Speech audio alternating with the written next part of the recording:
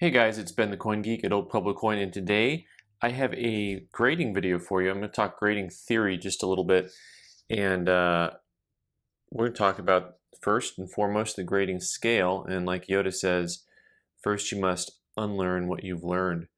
So, the grading scale, you may think of it numerically or maybe just verbally. There's like good, very fine, fine, extra fine. There's grades, 4 through whatever, 65. You can go to 70. Or you may have one of these highfalutin ideas that the grade scale should go to 100 and from one end to the other. So this is, in kind of general terms, what the grade scale looks like one way or the other.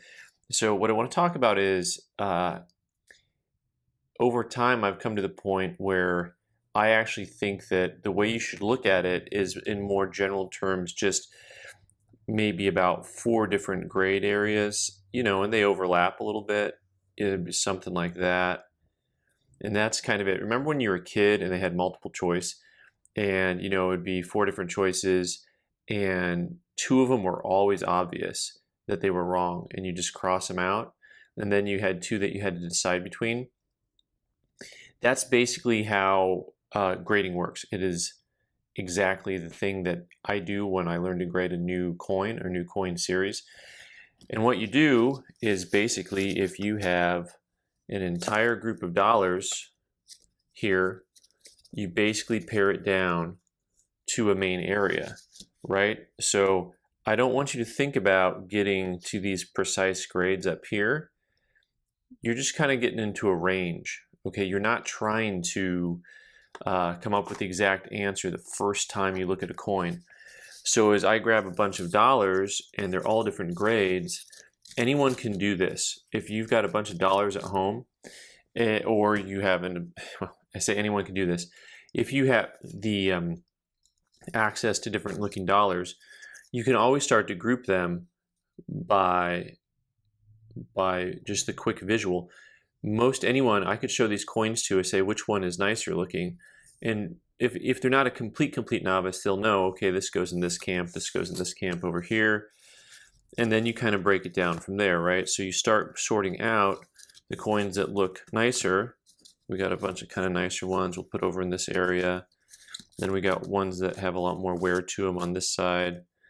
And then after that, once you get down to, so here are your coins that have more wear to them, they're kind of in that first camp.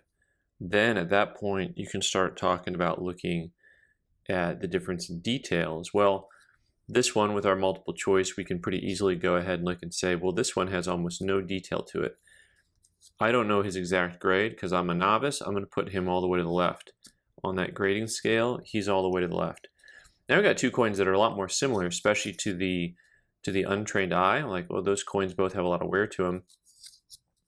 And at that point, that's where even a rookie or a novice can start to look for detail, right? So you can start to look and say, okay, well, let's find areas of detail on this coin.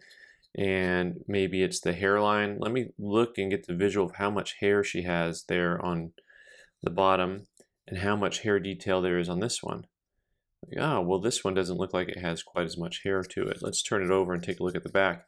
Because really in grading, there's taking into account strike and all that other stuff. But we're not getting technical in this video. We're just trying to get a sense of, learning the ideas behind grading, right? We're not trying to learn how to grade everything. Now look at those wings. This wing a little bit more flat, that wing a little bit more detail. I'm going to go ahead on my grading scale, set this one next, and then this one after that. So we have kind of our beginner grades. After that, you're going to start grabbing coins that have a little bit more detail to them and start comparing them. So what you can do is actually divide them into a whole bunch of groups. But this group of coins that I had here, I didn't do it exactly precisely, but that's okay. Here's 2 coins that look like they're both really nice coins. You got a lot of detail to them. And once again, you kind of learn on each individual coin what the high points are. So if you're looking at a coin you've never seen before, it can be pretty difficult. But if you have a few to compare, you can start to get a sense for what the high points are, right? So you can look at the leaves here and see these leaves are kind of flat and these leaves have more detail to them. So, and of course, once again, you may say, well, this is kind of easy, but grading coins isn't as difficult as we make it out to be, right? We don't need to know everything all the time, but we can just start to learn over time. Then we start getting to the head scratchers. When you start looking at coins where you're kind of splitting hairs, so to speak, these coins, this is where we do start to get a little bit more technical, because really at this point, you're probably not only taking wear into account, but also luster, because at a certain point, there's a certain point at which a coin has not very much wear to it on either coin, but then the thing that's wearing is actually the luster in the fields.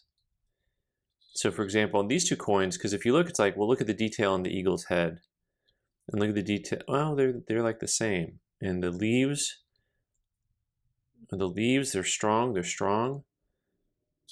Okay, so but are these two coins the same? It's a little easier to tell the way a Morgan is made, because you start to see these dark surfaces on her face versus these ones. Now the wear effect on these two coins is almost identical from an actual getting the metal rubbed down perspective.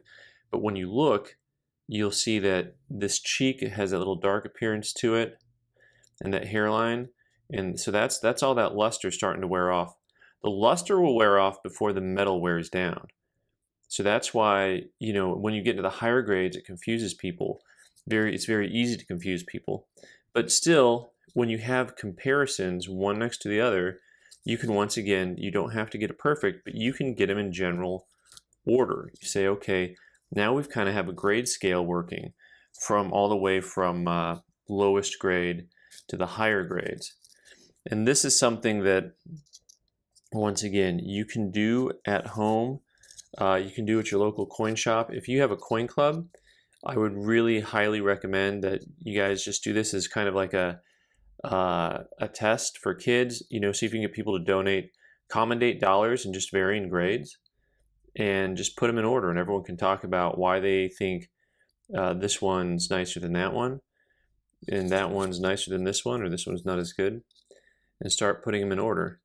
This is where I intentionally picked this coin on the right, because then this is where we start getting into technical, tricky things, because the bird is so flat on this coin, but the coin is actually uncirculated, and this coin on the left is not technically uncirculated. It has, when you see those dark spots in the field, heavens to Murgatroyd, why am I using my finger?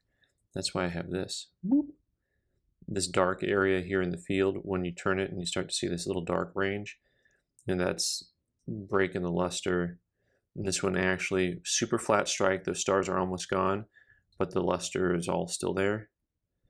So anyway, that's just something I wanted you guys to see, and I hope that helps you unlearn what you've learned. Don't focus so much on knowing all these numbers to start. Just kind of get a feel in general ranges.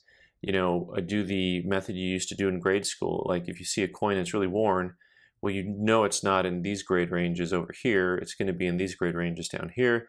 And same thing, high grade coin, middle. I almost break down grading on most coins into 3 or 4 different categories when I first look at the coin. And after I get it down to one area, like between maybe it's an overlap XFAU, then I started to get picky. Or between, uncirculated, let's get picky. Whatever it is, you don't get picky until after you find the general range, and then you kind of zoom in from there. So, all right, guys, leave your comments in the box below. Let me know if that helps you out at all. I'm Ben, the Coin Geek. Thanks for watching. You can subscribe by clicking on the button in the corner and watch more videos on the right side of the screen. Thanks.